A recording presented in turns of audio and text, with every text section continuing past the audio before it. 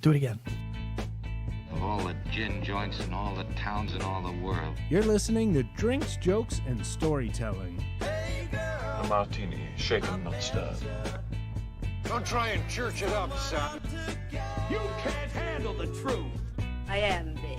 The picture that got small. Your first one's on us. Hey, welcome to Drinks, Jokes, and Storytelling. I'm your host, Mark Rigodonna, and with me, as always, Richie Byrne. Richie. How was What's your up? weekend? It was good. It was, it's funny. It's weird now because as comics, our weekends are usually like Monday, Tuesday, or whatever. You know what I mean? And Today's now, our day of rest. with this show, I feel like I have a real job now. I don't like it. Richie's You know what I mean? punching Like, a time clock, damn it. You guys don't know what Mark and I go through. We put a lot of time and effort into this goddamn thing, and we don't get paid anything, right? And we're always on the phones trying to get guests and all that shit. And I'm like, I want to go back to work. Oh, I can't wait to get back to work. I had a rough one today, buddy.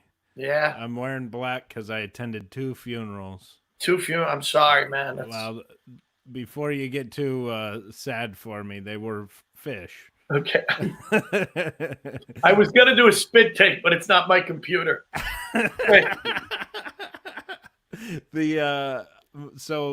As people who know me know, I have 2 sons, Duke and Axel. Duke is 4. Axel just turned 6. Him and Joel share a birthday. Right. And Axel is like an animal lover. Like, he has cardinals in our backyard that come back to the bird feeder, and he names them, and he knows all the squirrels' names. He loves his dog. He has, all these fish. So 2 of the fish passed away today, and I'm pretty sure if Law and Order was in on this, my younger son would be getting hauled away. Something went down? Yeah. Lenny Briscoe would have showed up and said, "Who threw the apple in the aquarium?" So what happened? I was changing the water in the aquarium. I had him in a bowl, and Duke was eating an apple. Next thing I know, Duke's gone. He's playing with his blocks upstairs. I think, wow, that's weird. I come downstairs, I look at the fish bowl, like a big bowl that the fish were in, and there's 2 floating and an apple laying in the middle of the bowl. And what do you think? Oh, that's the blue tetra. Axel named all 3 of them John, so we have John, John, and John. That way he doesn't confuse them and insult them by calling them the wrong name. Okay. And there's the white guppy that passed away. That is the king of wishful thinking. Now, are these... That's the name of the... Yeah. We're not like Go West fans in our house. I have no idea. Because...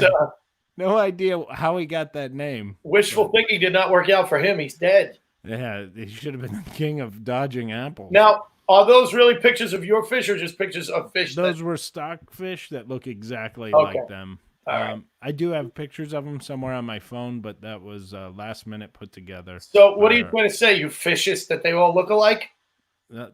A little bit. I don't mean to sound racist, but white guppies look like white guppies. Right? Now I have fish. I remember you. I have a fish guy. I have a pond in my yard. Oh wow! Yeah. Hey Dina, first time listening. Hey Dina. Thank you. Hopefully you enjoyed it. And stay with us.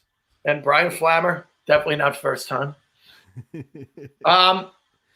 So you have a pond, like a whole pond with yeah. Here's what happened when we were looking at this house, right?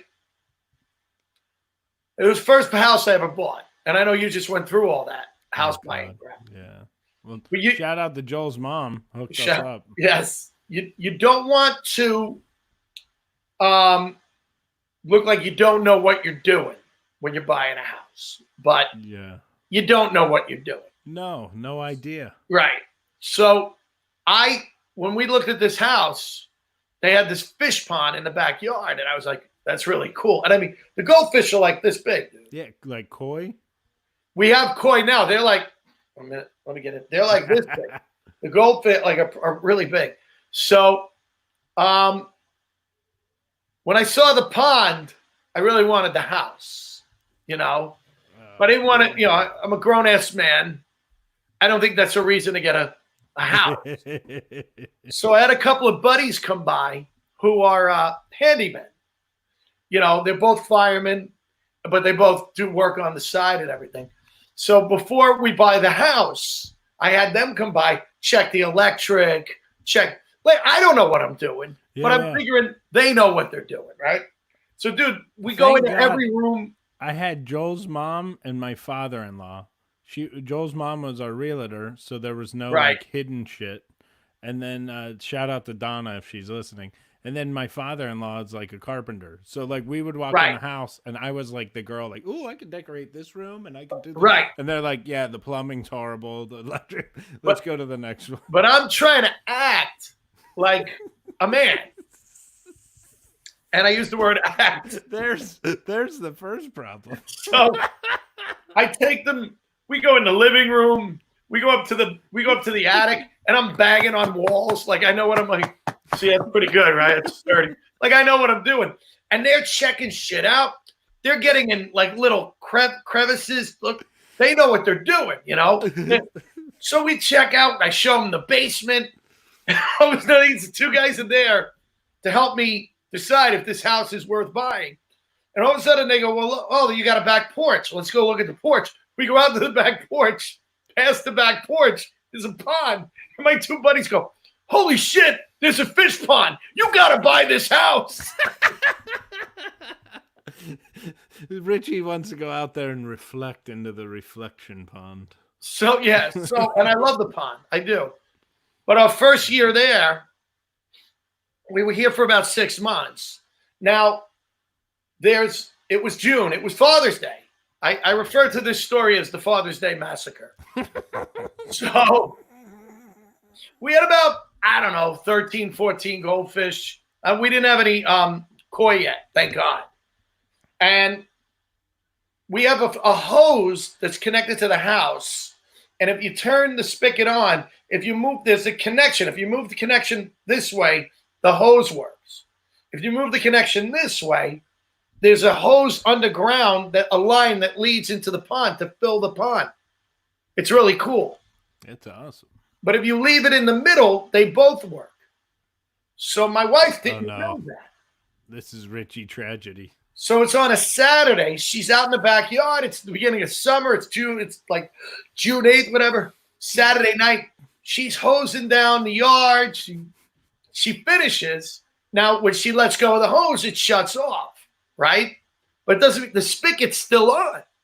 And the thing's in the middle, which means all night water went through the line. So I wake up, Father's Day. It was a beautiful day in June, dude. My wife's already she's up. She's doing her thing. I made a cup of coffee. I sit down. It's a beautiful day. I take the coffee. I'm bringing my wife goes out the back to do something out in the backyard. Oh, I bring the coffee to my mouth. And before I even get it, I hear, oh my God. And I run outside. I'm thinking she fell. Dude, the pond was completely overflowed because the water just was on all night. All night. And there were like 3 fish in the yard, like dying.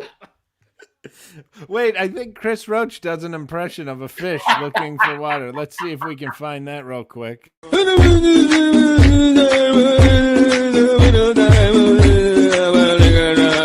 That's exactly what my fish looked like.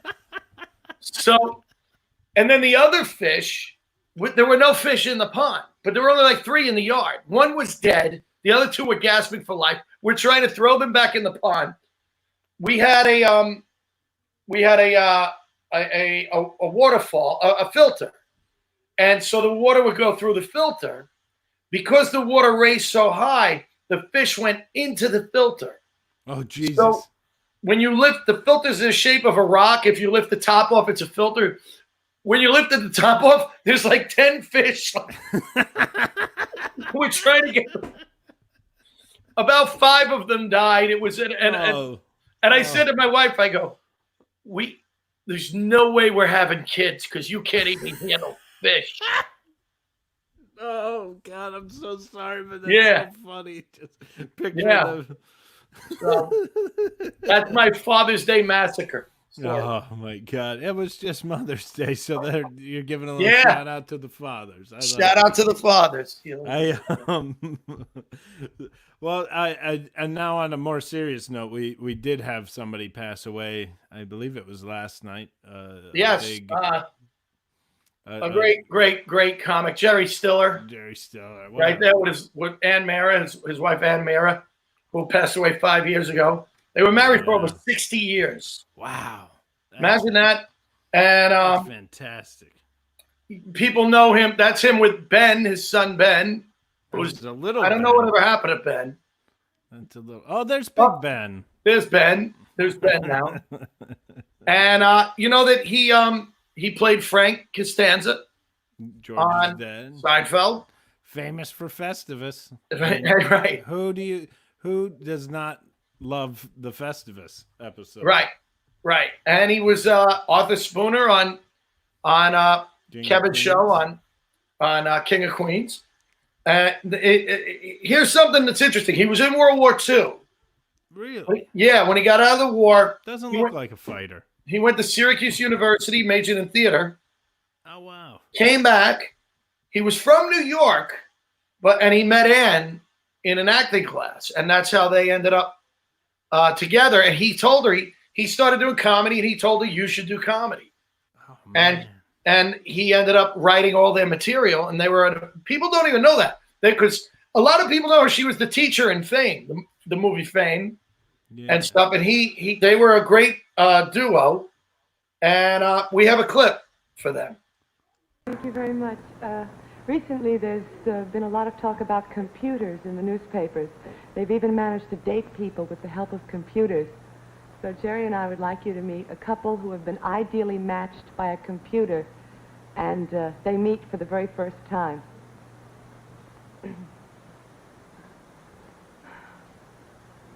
How do you do? How do you do? I'm Hershey Horowitz. I'm Mary Elizabeth Doyle.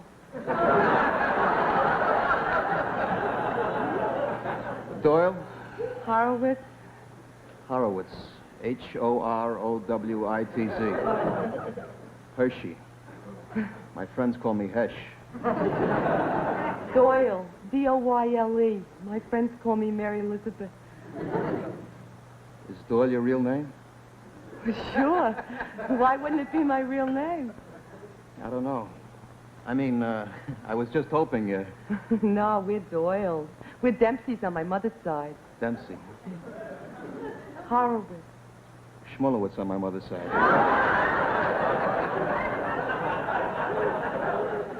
This computer's a very good thing. Oh, terrific. I was reading all about it, you takes know. all the guesswork out of meetings somewhere. Yeah. Electronics, so you can't make any mistakes.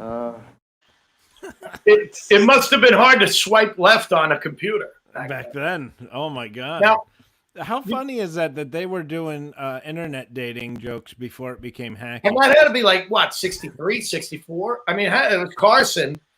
But what I found funny about this is when Joey St. John, our producer, showed it to us. Our awesome producer. As I'm watching it, I'm thinking, this could work today. Then when we came back from watching it, Joey was like, yeah, I don't get it. Because he didn't get the idea of a Jew and an Irish Catholic hooking up, which is funny to me. Like how he goes, I know it's funny because I heard the laughs and then I watched you guys laugh, but yeah, it just went over my head. And we're like, oh yeah, you're too young to get racism. Or he's just not that, he's just not that bright. Could be that. But do you know that he and Ann Mira were they were in Chicago in an improv group called the Compass Players, which went on to become Second City. Oh wow. How cool is that?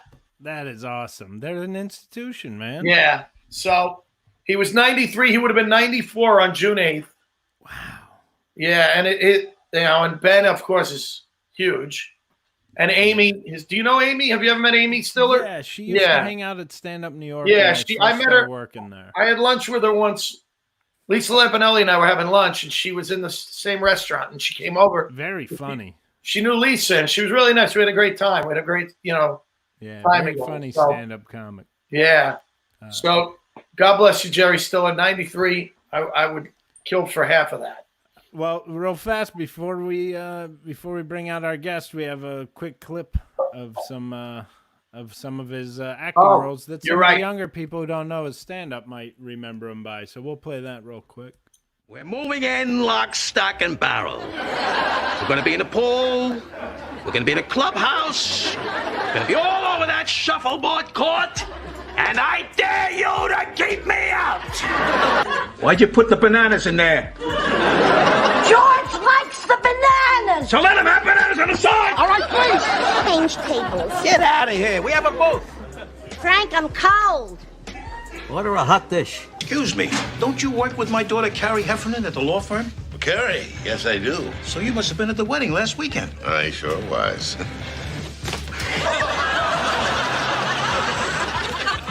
You're free to go, sir. Okay. Oh, this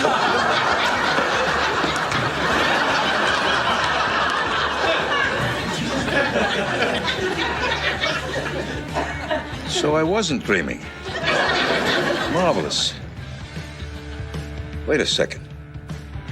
Where are the Dutch hookers?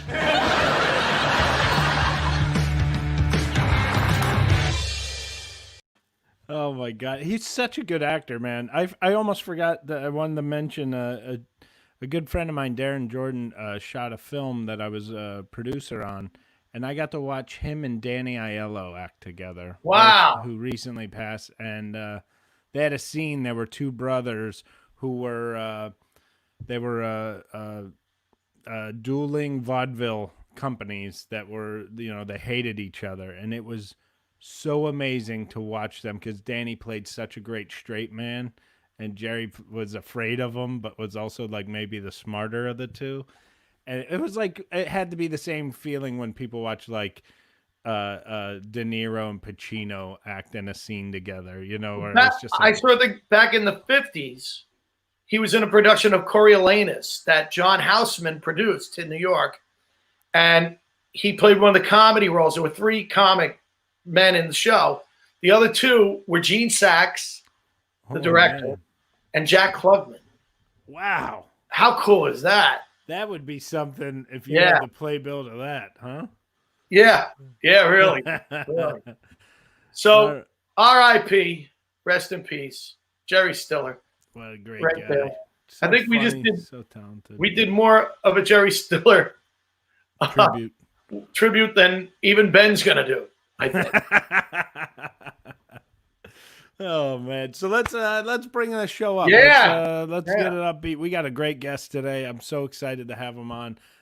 We became buddies recently. We're not old pals, and so it's kind of interesting. I'm excited to hear a little bit more about his story. You guys are gonna love him. Richie Redding's here, everybody. Richie! Richie Redding.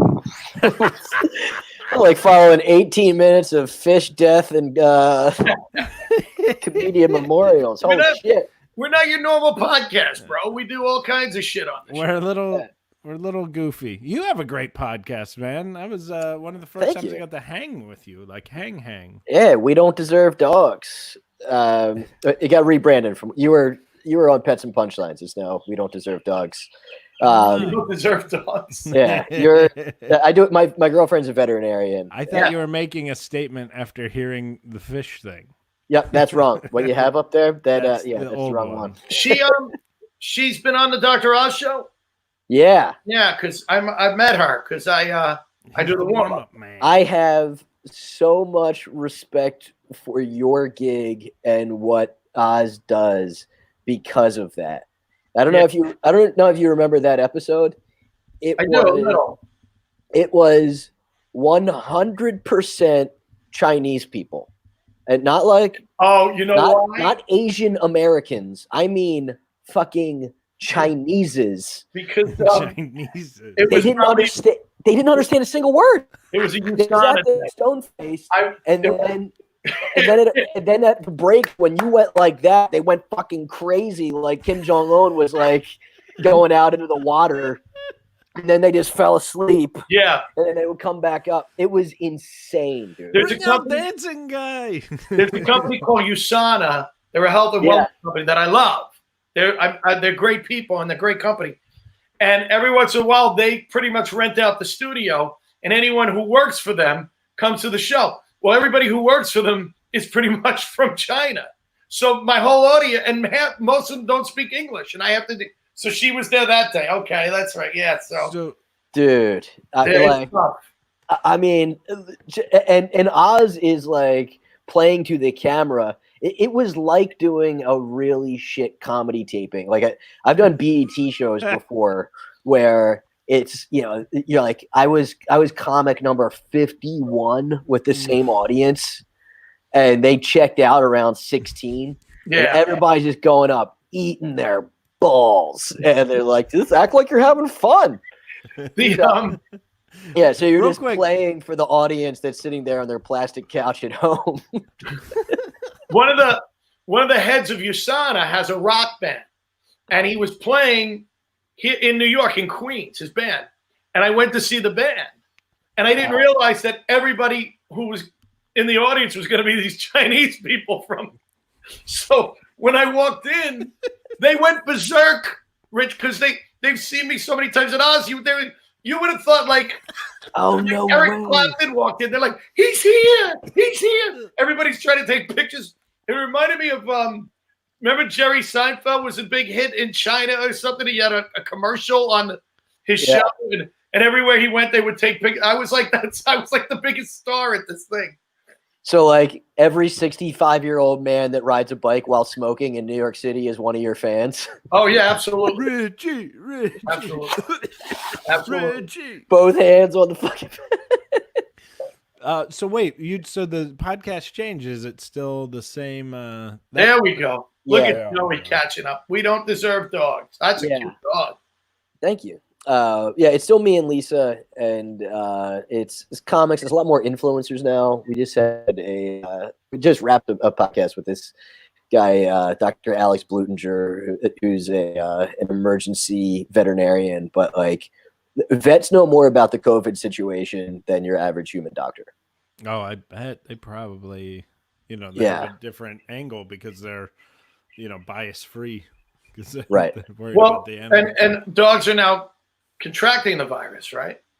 There's no evidence that dogs. Why am I reading that people said their dogs have it?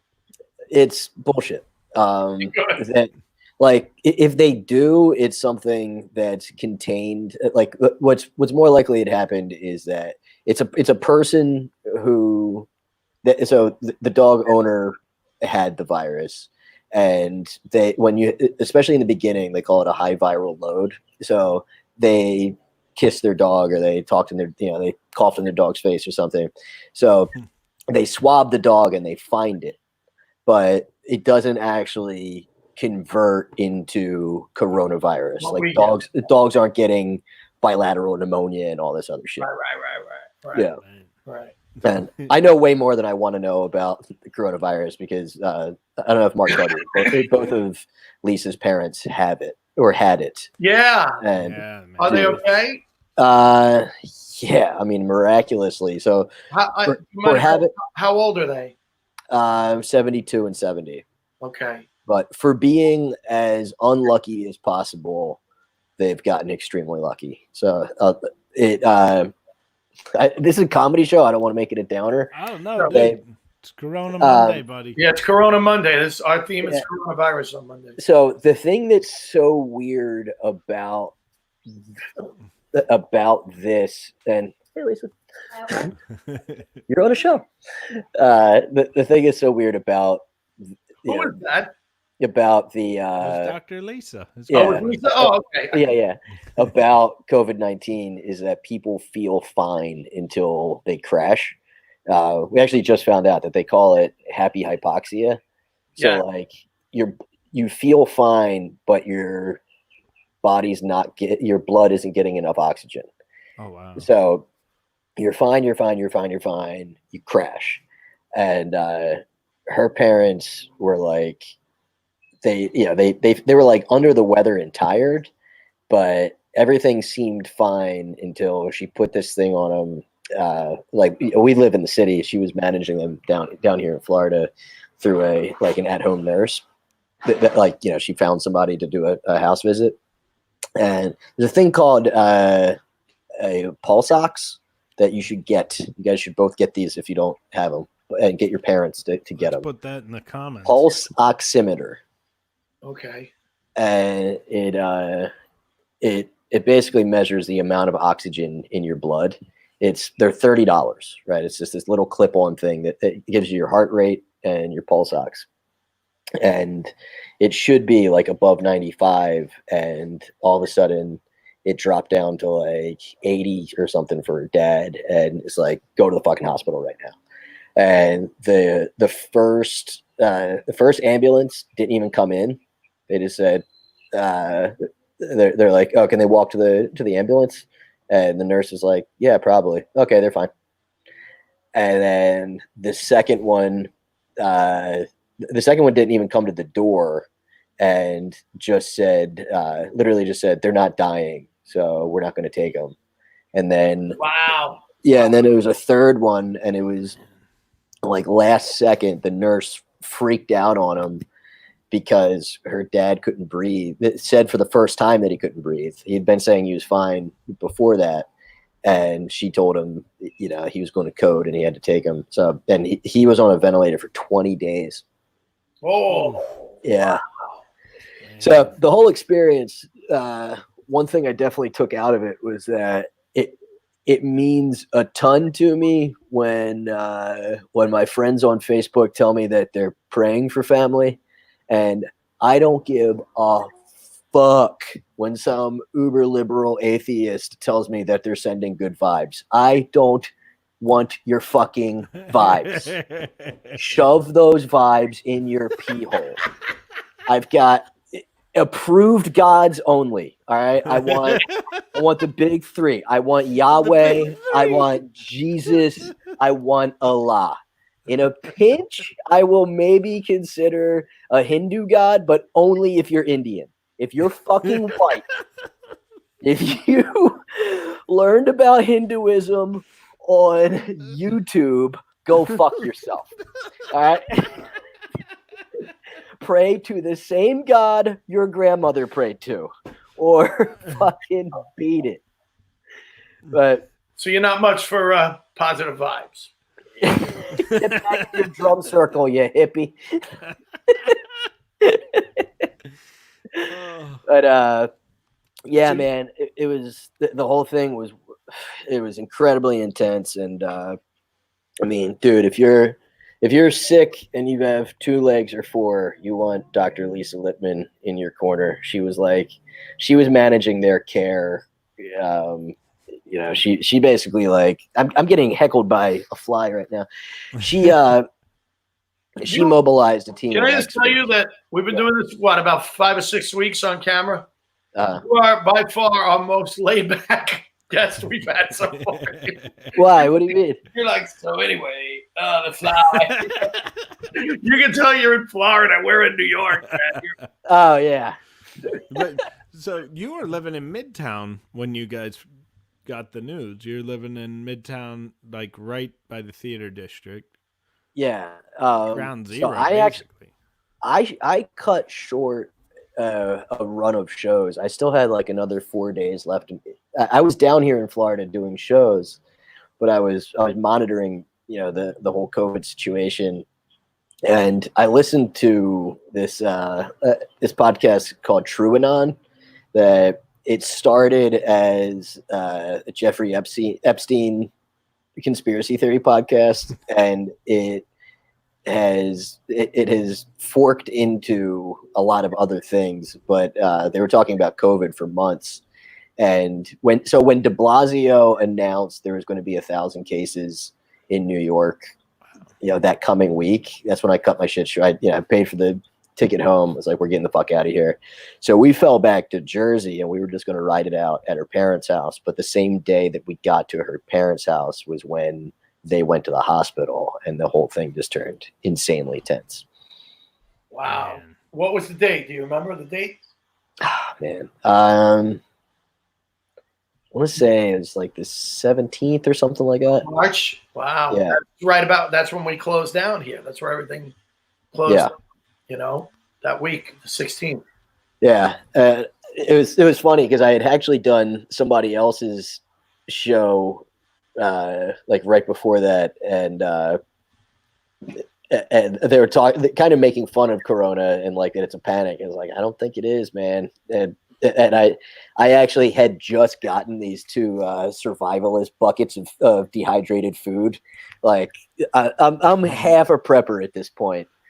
I want to be more, but the gun rules just suck in New York City. I want guns so bad. You would have been out on the steps. I will double tap my neighbors in a fucking heartbeat. The slightest sniffle. Who shot you? So you're in New Jersey, and then how long were you there? And then you drove down to Florida, or? Yeah, I don't know. So I guess it was like, I guess we were there for 3 weeks, and then when we got the news that her mom was going to be released, but first of all, I mean, I started to say earlier, like Lisa was on these doctors like Stinkle and Poop, and also, you know, she basically had a team of veterinarian specialists that are her friends that also know human doctors and stuff that were like double checking the vent settings, double checking every single medication and every single step. Like, dude, it was amazing the level of care that like of supervision that she gave to their care, and they caught a bunch of things. Like the hospital was great, but they did catch things, and so the biggest problem was that we were concerned because there was the New York ban when at the time that we were doing it. Oh yeah, they were turning people from New York. So New Yorkers were the new Chinese people, and seriously, got a taste of it. And so I was afraid we were going to get pulled over. So I called Enterprise and I was like, yeah, I want an SUV with Florida tags. They're like, yeah, sure. Like no questions whatsoever. And there was a checkpoint set up at the border at Florida. Yeah. And it was like, I think it was like 10 p.m. So we got there. We went door to door in 17 hours. We didn't go inside a single place. Just pissed on the street. We had all our food with us. Like the longest break that we took was to get the dog to poop. Like we just beelined it. And they're like near Miami. Like we hauled ass. Wow. But when we got to the border, she couldn't find her mask. So of course blames me for that. So we're having a full blown. Most likely it was you. So we're having a full on fight for like the 10th of a mile that we have to pull over for this checkpoint, and it's like, motherfucker, I can't find this fucking thing. I told you I was right fucking there. I put mine on, like, just pull over to this side. So she pulls over to this side, thinking it's going to be cops. It was just two homies that like both look like they like work at Home Depot, and the guy, he has a mask, but it's down to here. And like he like comes right up to the window. I was like, yo, like back up. I cracked the window like this, and he like comes back again. I was like, yo, dude, put your shit on. And he's like, sir, the virus is everywhere. We already have it. I was like, oh, cool. Like this is how prepared you are. And he's like 5 feet away from the window. He's like, where are you coming from? And she has the worst lie game and poker face. She's like, we have Florida tags. And he's like, but what state are you coming from? She goes, we have Florida tags. So I've got the mask on. I'm like, fucking say Georgia. She goes, Georgia? He goes, all right, have a good night. Oh, God. That was the crack squad that they had protecting the border. Crackhead squad. Yeah, literally everybody on that highway was coming from Georgia.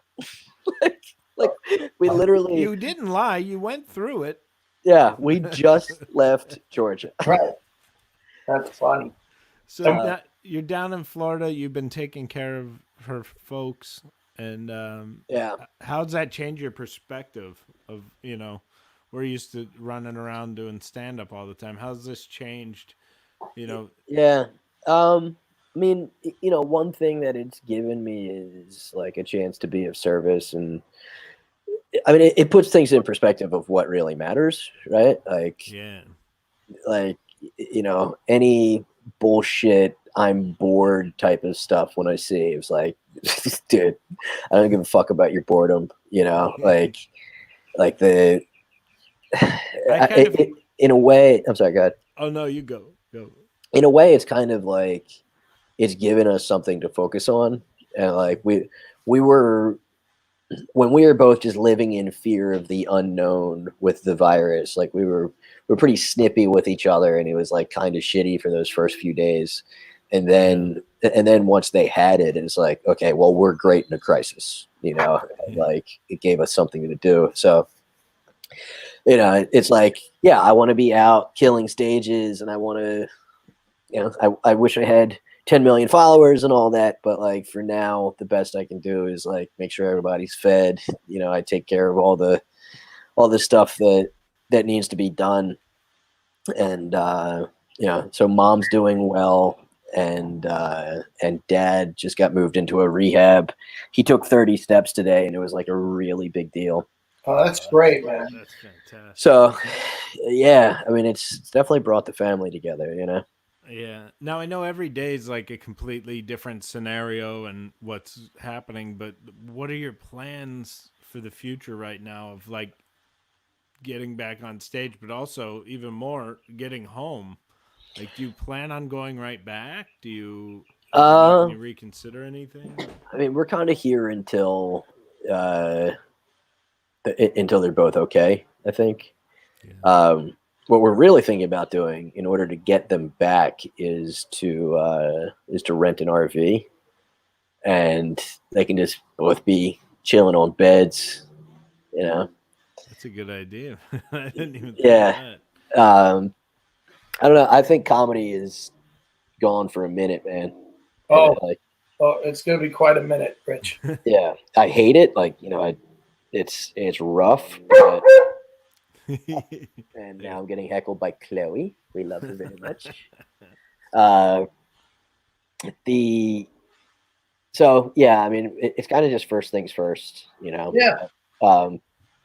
So I'm lucky that I still have a project to focus on, because I've got an album coming up pretty soon. We haven't locked down a date yet, so this is crazy unto itself. So I told you that I cut this Florida run short.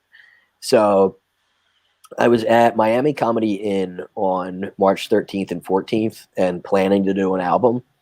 And the 13th, well, I was already down here, and I thought about possibly canceling the shows. And I called the owner, Mike, and he was like, "You're not going to believe this, but Saturday is sold out." Like, what? And like all the shows that week sucked. There was 4 people at one of them. There's 8 people at another, and then Friday was just shit. Like they were just bad crowds. Like it was the same weirdness. And then Saturday night, like these people were out hoot hollering, having a good time, and like it was great. It was surreal. Like it was like they didn't know. Like Corona jokes. Like one of the first things I said when I went on stage, it was like, "Wow, you guys are pulling off the very difficult task of having fun and not touching anything." And they didn't get it. Yeah, it just like dropped. So I wound up getting a very like, I'm really happy with the hour, but it was like part drunken food fight for the first 15 minutes to like zap these people enough to get them to shut up and listen. And yeah, the resulting album I really like, but like I think it's literally the last album recorded. Yeah, That's a good point. it Yeah. has to be, right? I mean, like I know a lot of guys had shit in the tank, or it was in Yeah. the pipeline that it was going to be released. But in terms of like a last copyright date, I think I got him. Well, we had Anthony Rodia on, and he said that he shot in late March, early April with no audience. He actually made a video. He made it. Yeah. So, which Really? is interesting. He actually shot himself with no audience, which is ballsy. You know? Yeah, Drew Michaels did that, and it was just a hot bag of dog shit. Yeah. But the Well, reason they did that with him is that he's like, he's somewhere on the spectrum that he can't take like the slightest bit of disapproval, and like if somebody's not He's laughing, in a great career path, dude, like headline sets at Caroline's, like he's jumped off the stage and like gotten in somebody's face because like one person was like not really responding. Richie's like that. No, but when I was an open micer, there was a comic who was a bodybuilder. The guy was a massive, and he wasn't very good. And one day I gave him advice. I said, "Dude, when someone heckles you, you have to deal with it." Like he wouldn't deal with it. He'd just get nervous and not do anything. So the next time he got on stage, somebody heckled him, and he beat the shit out of the guy. And everyone's like, "What are you doing?" He goes, "Richie Byrne told me to deal with it." I went, "I didn't mean physically." When you said they have to be dealt with. Yeah. Do you guys ever you have a good story about jumping the gun too early on a heckler? Like they said one thing and you attacked and the whole crowd turned on you? Yeah. Yeah, I mean, I don't know if it's a good story. It's just that's the thing that happens, right? Is it Bill Burr that says that it's that young comics doing somebody says this that like young comics doing that, it's like you're better off getting bitten by an adult snake than a baby snake, because a baby snake can't gauge how much venom it's going to give you. It's just going to dump its whole fucking load of venom on the first little bite. And that's definitely what it's like, right? That like it's so true when you just snap too early and Yeah. the crowd's just like, we're done. Yeah. We're not coming back. Boy, N-word, C-word combo. That was heavy. Well, there is nothing worse than when you go after a heckler and you think you're gonna have the audience on your side and you don't, and then you're like, now I'm really fucked, man. There's nothing I can do here now. Yeah. I heard this really great story. It was a dude who does like performance stuff, like he juggles, he rides unicycles, whatever. And he was playing at the comedy. Yeah. He was at the comedy stop at the Trop, and some lady who's a regular walked in and looked at the three comedians and was like, "Oh my God, I've seen you before. I love what you do. I've never seen you. I'm excited to see you." Then looked at my buddy and goes, "I've seen you like 10 times and you always do the same thing. I hope you have something different." And she walks in. He goes in the back and he's fuming. He's in the green room just fuming about it. That I can't believe she would say that. I can't believe she said that. He went out and gave the performance of his life to impress this woman. Like the greatest performance he's ever done. And then he gets off his unicycle at the end. He's juggling on a unicycle and he's, has on fire that little shooting stage. Yeah. And he gets a standing ovation. Everybody's like Except- going crazy. And he's like, thank you.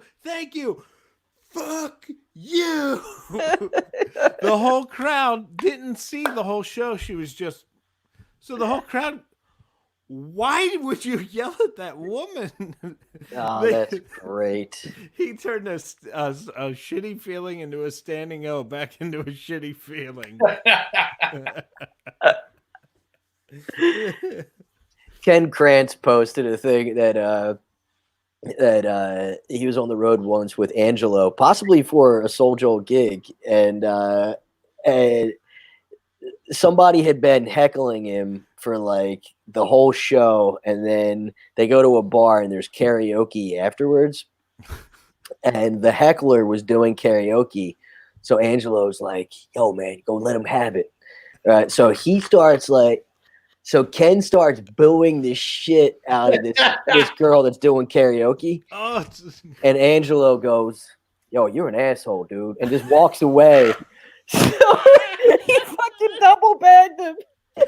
Oh my God, that's so perfect. We got to go out on that. But before we do, Chris Roach has a quick message for you.